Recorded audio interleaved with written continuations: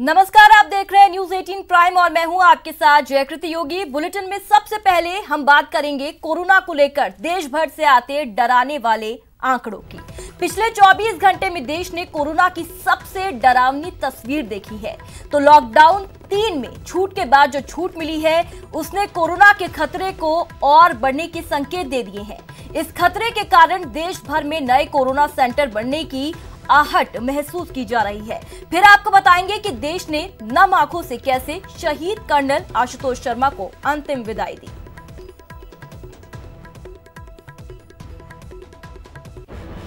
तो आज इन तमाम बड़ी खबरों पर हमारी नजर बनी रहेगी।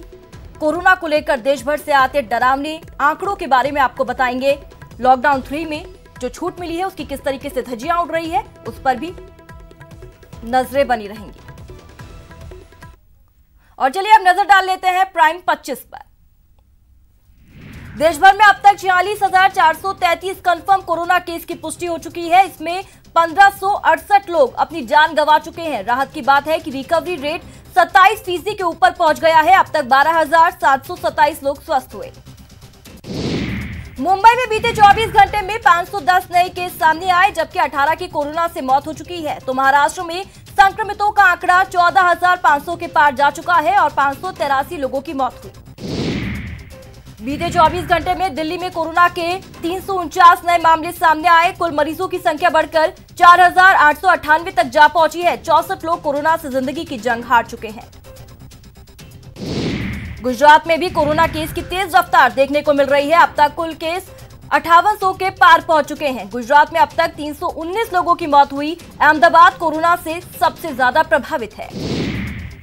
राजस्थान के 29 जिलों में कोरोना की दस्तक सामने आई। 66 नए केसों के साथ मरीजों की संख्या 3100 के पार जा पहुंची। प्रदेश में अब तक 82 लोगों ने जान गंवाई। जयपुर में कोरोना केस 1000 के ऊपर जा पहुंचा है। तो दूसरे नंबर पर जोधपुर है, जहां कोरोना के कुल मरीजों की संख्या 790 है। वहीं भीलवाड़ा में एक बार फिर से कर्फ्यू लगा दिया गया। इजराइल ने कोरोना को मात देने वाली वैक्सीन बनाने का दावा किया। इजराइल के रक्षा मंत्री ने दावा किया कि इजराइल के इंस्टीट्यूट ऑफ बायोलॉजिकल रिसर्च के वैज्ञानिकों ने यह सफलता हासिल की है और जल्द ही बड़े पैमाने पर इसका उत्पादन शुरू होगा। कोरोना के बाद दिल्ली पेट्रोल डीजल की कीमत में बढ़ोतरी कर दी गई है। दिल्ली सरकार ने पेट्रोल और डीजल पर वैट बढ़ा दिया है। दिल्ली में शराब की कीमत में 70% का इजाफा किया गया। कोरोना से लड़ने के लिए महाराष्ट्र की उद्धव सरकार ने अपने बड़े खर्चों में कटौती का ऐलान किया। महाराष्ट्र सरकार ने नई विकास परियोजनाओं और नई भर्तियों पर भी कुछ दिनों के लिए ब्रेक लगा दिया। प्रवासी मजदूरों के बाद अब भारत सरकार ने विदेशों में फंसे भारतीयों को देश वापस लाने को हरी झंडी दी। 7 मई से 14 मई तक एयर इंडिया के विमान से 14,800 भारतीयों को वापस भारत लाया जाएगा। दूसरे राज्यों में फंसे लोगों को लाने के लिए रेलवे ने अब तक 75 ट्रेन चलाई है, जो दिल्ली, मुंबई, जयपुर समेत बड़े शहरों से मजदूरों को उनके गृह प्रदेश पहुंचा रही है। इनमें से 13 ट्रेन आज चल रही हैं। इंजीनियरिंग की परीक्षा जेईई को लेकर नई तारीखों का ऐलान कर दिया गया। जेईई मेंस की परीक्षा 18 से 23 जुलाई तक होगी। तो जेईई एडवांस की परीक्षा 26 अगस्त को होगी। तो वहीं नीट की परीक्षा 26 जुलाई को होगी। नोबेल पुरस्कार विजेता अभिजीत बनर्जी ने राहुल गांधी से चर्चा के दौरान गरीबों समेत मध्यम वर्ग को आर्थिक मदद की सिफारिश की। राहुल और अभिजीत बनर्जी की ये चर्चा कोरोना से हुए आर्थिक नुकसान और इससे निपटने के उपाय पर केंद्रित रही। सीएम अशोक गहलोत से राहुल गांधी और अभिजीत बनर्जी की चर्चा को कोरोना से लड़ने के लिए अहम बताया। सीएम ने कहा कि अर्थव्यवस्था की मौजूदा समस्याओं के साथ उनके समाधान पर भी चर्चा हुई। सीएम गहलोत ने कहा कि राज्यों को अधिक राहत पैकेज की वकालत अभिजीत बनर्जी ने भी की है, क्योंकि राज्यों के जरिए ही देश की बड़ी आबादी को कोरोना से जंग में बड़ी मदद मिल सकेगी। सीएम अशोक गहलोत कल वीसी के जरिए कांग्रेस अध्यक्ष सोनिया गांधी से बातचीत करेंगे। गहलोत मजदूरों के लिए राज्यों में किए उपायों की जानकारी सोनिया गांधी को देंगे। कोरोना संक्रमित मरीजों को लेकर राजस्थान सरकार ने बड़ा फैसला लिया। प्रदेश के हर जिले में कोविड केयर सेंटर बनाए जाएंगे, जिनकी क्षमता 500 से 1000 बेड तक की होगी, जिसकी जानकारी स्वास्थ्य मंत्री रघु शर्मा ने दी।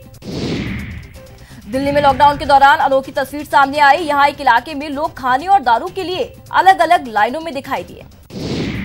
12 में शराब की दुकानें खुलते ही लोगों के सिर शराब की खुमारी चढ़ गई। यहाँ दो लोग शराब के नशे में आपस में भिड़ गए। इस दौरान दोनों गुत्थम गुत्था हो गए। एक ने दूसरे को घूसा मारा, जवाब में दूसरे ने भी वार किया। एक दूसरे पर वार करते ये नशेड़ी सड़क पर गिर गए। छत्तीसगढ़ के राजनांदगांव में दारू के दीवाने छूट का फायदा उठाकर लोगों ने लॉकडाउन और सोशल डिस्टेंसिंग की धज्जियां जमकर उड़ाई। इन्हें ना तो महामारी का डर दिखा और ना ही कानून का खौफ। सीकर पुलिस ने एक ऐसे चोर गिरोह का पर्दाफाश किया है जो कि इस लॉकडाउन के दौरान महंगे हुए पान मसाले और गुटखों को चोरी कर रहा था। इस गिरोह के पास से चुराया गया पान मसाला और जर्दा बरामद किया गया। करौली में भी कोरोना काल की शादी चर्चा का विषय बनी हुई है। ये शादी गोमती कॉलोनी में घर में सादगी से संपन्न हुई। इस शादी में वर वधू पक्ष की ओर से 5 सदस्य शामिल हुए।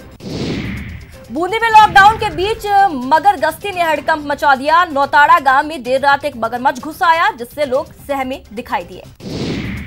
एक शख्स 90 किलोमीटर साइकिल चलाकर अपनी दुल्हन लेने पहुंचा। यह अनोखा मामला यूपी के महोबा का है।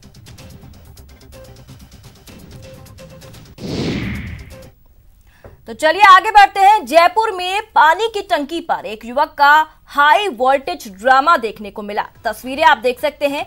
यह घटना जयपुरिया अस्पताल के पास की है, जहां युवक पानी की टंकी पर चढ़कर जमकर हंगामा करता रहा और लोग इसकी वजह से हैरान परेशान नजर आए। हंगामे के पीछे की वजह आपसी विवाद बताई जा रही है। कहा जा रहा है कि युवक शराब पीकर पानी की टंकी पर चढ़ा था।